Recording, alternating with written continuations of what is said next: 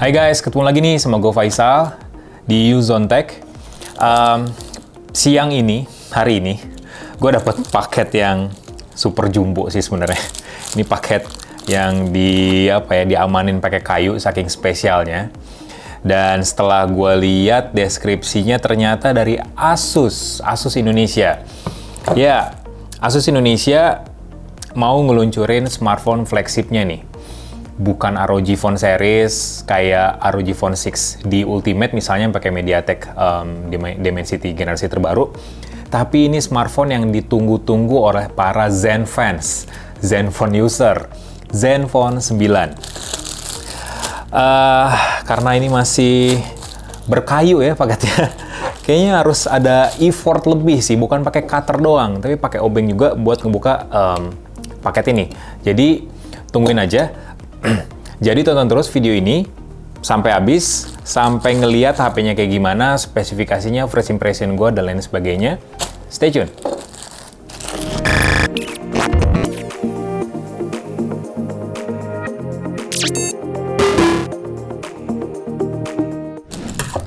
Karena nggak ada palu ya, jadi pakai obeng aja. Nah, saking spesialnya nih HP sampai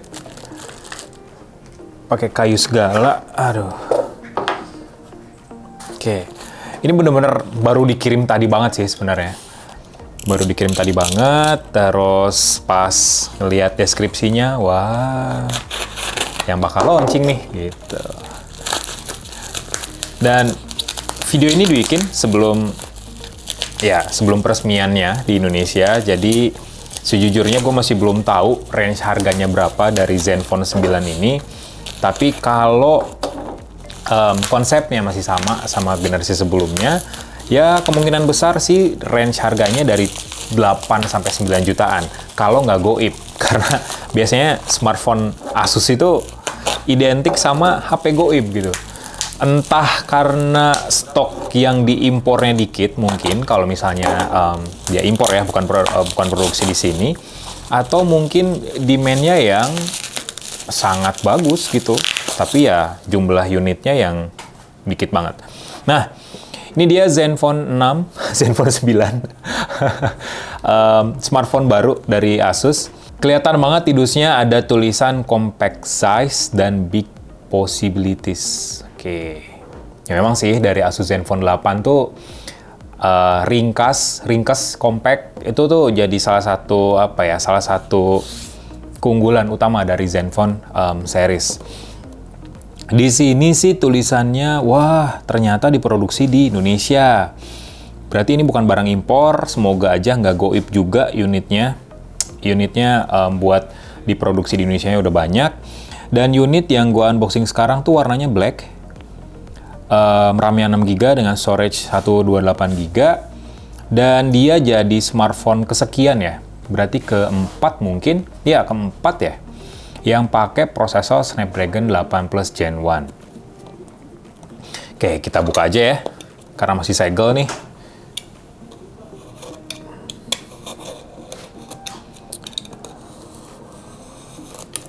Kehadiran Zenfone series itu semenjak Zenfone 8 ya, karena Zenfone 6, Zenfone 7 itu kan desainnya aneh ya, kamera yang flip terus ukurannya gede. Nah, Zenfone 8 ganti konsep lagi jadi HP yang kompak, itu kayak menjawab kebutuhan para user Android yang bosen gitu, termasuk gua, yang layarnya tuh udah kayak nggak masuk akal ya, 6,7, 6,8, 6,9, bahkan sampai 7 inci. Nah, sementara smartphone ini cuma 5 inci aja. Oke, ini ada box kecil banget. Ini masih tebal sih boxnya, jadi masih lengkap isinya. Ada SIM ejector. Bentar. SIM ejector khas Asus banget. Terus ada, wah lengkap juga ya.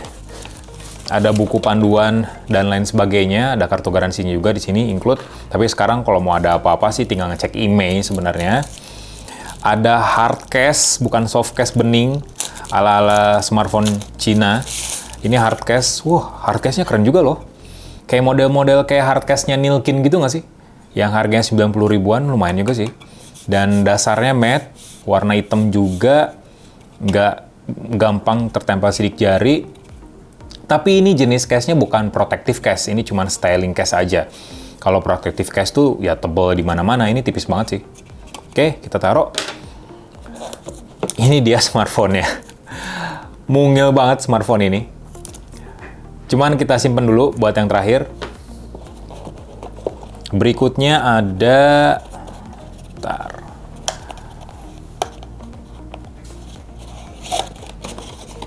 Masih dapat headset jack audio loh. Lihat. Masih dapat. Terus dapat adapter charger juga dengan output maksimal sampai 30 watt. Outputnya 30 watt. Lumayan, not bad lah. Terus juga kita dapat kabel USB Type-C to Type-C. Lumayan unik sih, 30 watt tapi kabelnya USB Type-C to Type-C. Dan kalau ngelihat dari spesifikasinya, dari chargernya sih ini bisa dibuat ngecas perangkat yang ngedukung juga. Misalnya kayak laptop yang support power delivery. Jadi seenggaknya ngecas laptop, ngecas HP cuma bawa satu chargeran aja. Udah kosong, nggak ada apa-apa lagi. Sekarang kita fokus ke smartphone-nya. Ini dia Asus Zenfone 9. Kecil banget. Kita kletek ya. Wih. Wah, asli sih. Ini cakep banget smartphone ini. Lagi-lagi, kalau ngebahas desainnya ya, selain kecil, smartphone ini tuh bagian bodi belakangnya warna hitam matte-nya itu lebih kayak tahu nggak sih amplas kayak gitu tuh, cuman ini halus gitu. Dan ada beberapa informasi di bagian belakangnya yang mengunggulkan fitur utama dari smartphone ini, yaitu kamera belakangnya. Tapi keunggulan utama dari smartphone ini adalah kompaknya. Lihat, gampang banget. Ini untuk pertama kalinya sih smartphone Android punya ukuran yang lumayan compact kayak Zenfone 9. Secara desainnya sih smartphone ini kayak iPhone sih. Dari frame-nya, bingkai bodinya tuh lebih kayak flat, datar. Kayak iPhone berapa ya berarti ya? Kalau kecil iPhone XR mungkin misalnya. Ya ukurannya hampir sama, 5,9 inci. Kalau dinyalain layarnya, smartphone ini tuh punya bezel bagian bawah yang lumayan tebel. Tebel banget malah untuk seukuran smartphone flagship. Kayak jadi smartphone mediocre gitu kelihatannya kalau dari depan. Enggak di bagian dagunya aja sih yang tebel, kiri kanan atasnya juga lumayan tebel juga. Harusnya sih dibikin full screen aja gitu ya, biar kelihatan keren. Mungkin Zenfone 10 gitu ya, bakal lebih full screen. Nggak ada bezel yang tebel juga, seperti generasi saat ini. Ngomongin soal spesifikasinya, smartphone ini tuh udah pakai layar jenisnya Super AMOLED, ukurannya 5,9 inci dengan resolusi Full HD+, udah ngedukung HDR10+, refresh rate-nya 120 Hz meskipun nggak adaptif kayak smartphone-nya Samsung. Terus juga udah ngedukung Always On Display pastinya karena udah Super AMOLED. Terus juga udah dilapisin sama Corning Gorilla Glass Victus, tapi bukan Victus yang Plus, masih Victus yang standar aja. Cuman ya lebih kuat daripada Gorilla Glass 6.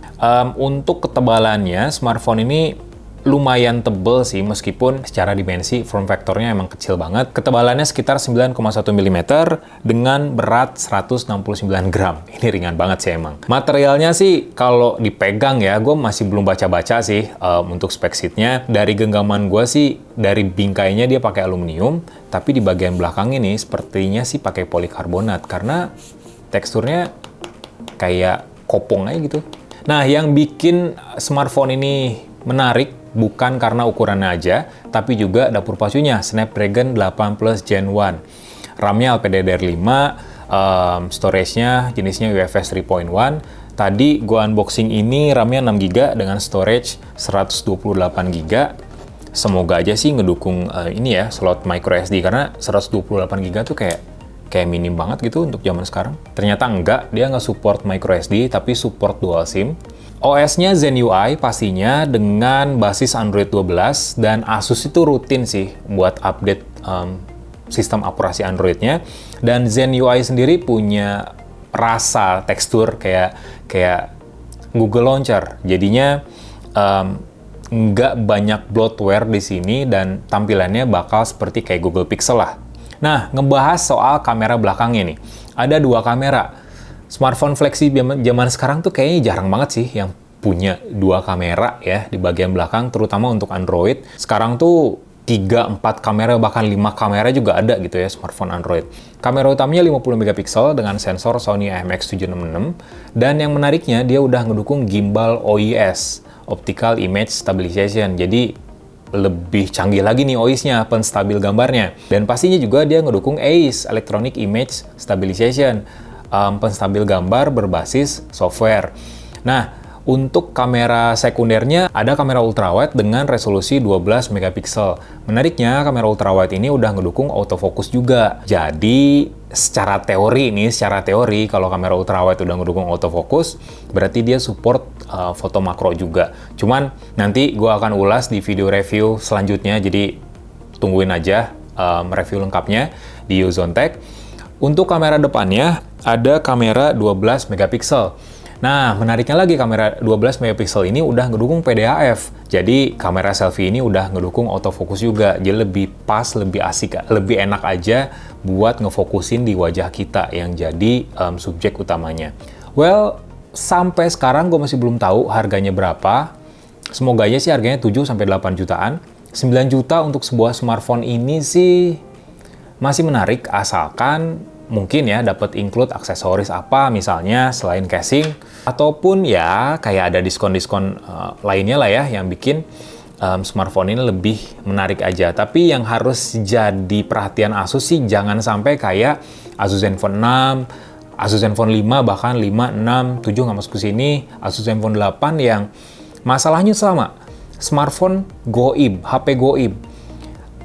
Ya itu tadi, entah demand-nya yang ketinggian, atau memang Asus ngeproduksinya cuma dikit. Jadi cuman, Indonesia sih cuman kayak uji coba aja gitu, pasar uji coba aja. Bahkan gue denger-dengar Asus ROG Phone 6 aja yang nge-pre-order masih belum kesampaian nih unit yang udah dipesan oleh konsumen. Ya, tanda-tanda goib lagi. Ya, gue berharap sih smartphone ini nggak jadi smartphone goib dan dijual dengan harga yang bersahabat buat para Zen fans yang udah menantikan smartphone ini sejak lama. Karena dia launching di global itu udah dari bulan Juli. Gitu aja unboxing dan first impression gue tentang Asus Zenfone 9. Tungguin aja review lengkapnya di Uzontech. Jangan lupa buat subscribe channel ini, nyalain loncengnya biar tahu informasi terkini dan terupdate di dunia gadget, pergadgetan. Like videonya, kasih komen, share juga jangan lupa. Sehat selalu!